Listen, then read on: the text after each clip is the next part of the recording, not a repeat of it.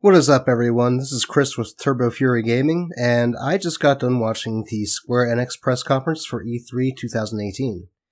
First thing they showed was a no-brainer. We all expected this, was Shadow of the Tomb Raider.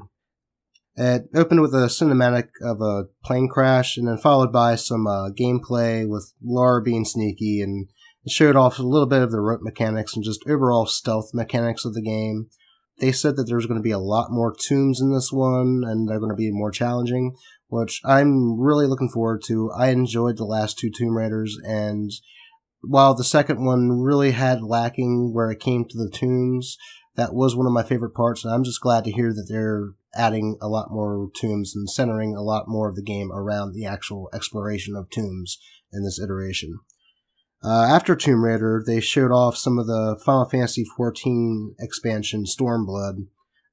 Nothing really much to write home, just some cinematics, I guess, that shows off some of the storyline elements. And then at the end, they showed that they're crossing over with Monster Hunter, which, I mean, that's cool and all, but I really can't give a crap about that too much. I've played Final Fantasy XIV a little bit. I've never really got too into it, but for people that are into the game, this might be something that I don't know, they might look forward to. Following Final Fantasy XIV, they showed Life is Strange, Captain Spirit, which is going to be a free downloadable chapter supposedly introducing the world of Life is Strange 2. I've never actually personally played Life is Strange games, but it looks interesting in its own right. Not really my type of game, but it's free. I might actually download it and see what it's all about. That comes out later this month. After that, one of the games that they showed is one of them that I'm really excited about is Dragon Quest XI. I have not played a mainline Dragon Quest game since Dragon Quest VIII, and I've been looking forward to this one ever since it came out over in Japan, and I've seen all the rave reviews it got over there, and I've just been sitting patiently waiting for the American release. And for this, they kind of showed it was kind of a story trailer, and the game just looks beautiful. The way the art style is and everything, I cannot wait for this game to come out.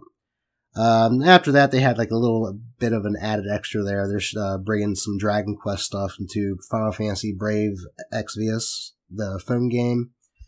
So that's a little bit of a bonus, I guess. Following Dragon Quest XI, we saw a new game I have not heard of yet. It's called Babylon's Fall.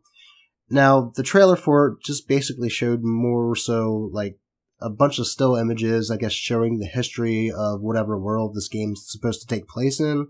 And it had like a little bit of a cinematic sequence showing two armored guys fighting with each other. It has strings of light coming out of his head and steals the other guy's sword and chops him in half.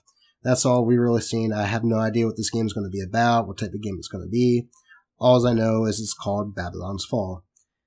And it's apparently being made by Platinum Games, which really does make me kind of excited because the last game that Square Enix and Platinum Games worked on was Nier Automata, and that was one of my favorite games of last year. And that kind of leads me into the sixth game they showed, which was also showed at the Microsoft press conference, and that is Nier Automata Become as Gods Edition.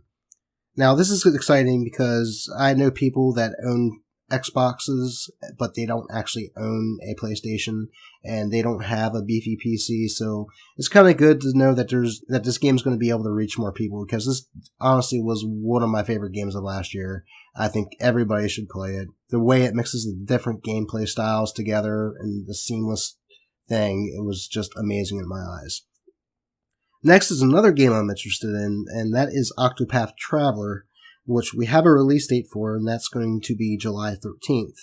Now, this game is coming out on the Switch, and the game just looks beautiful. The art style they went with, the mixture of the 2D sprites and the 3D world, they just look awesome together. It's going to be an old school RPG, which is very good in my eyes, because I cannot get enough of old school JRPGs. Next is another game we saw at the Microsoft conference, and that is Just Cause 4. They went a little bit more in depth to what the game's going to be about, the different weather mechanics that can manipulate the world and you can play with, and there's a bunch of new things it looks like you can do. You can put balloons on like trucks and have them float in the sky and everything.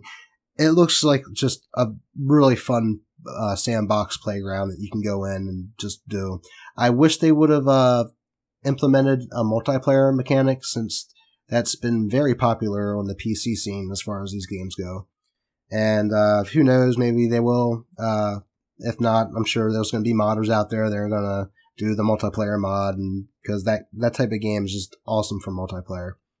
Following that was another game I haven't heard of, and it's kind of weird. It opened up with looked like live action scene in a New York alleyway. Some deaf guys going up to what looks to be two gangsters, and it transitions into video game.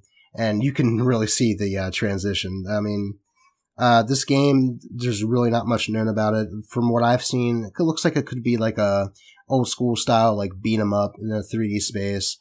I'm thinking more kind of like how the Bouncer was back in the day. I really don't know much more about it, but it said that we're going to be finding out more in August.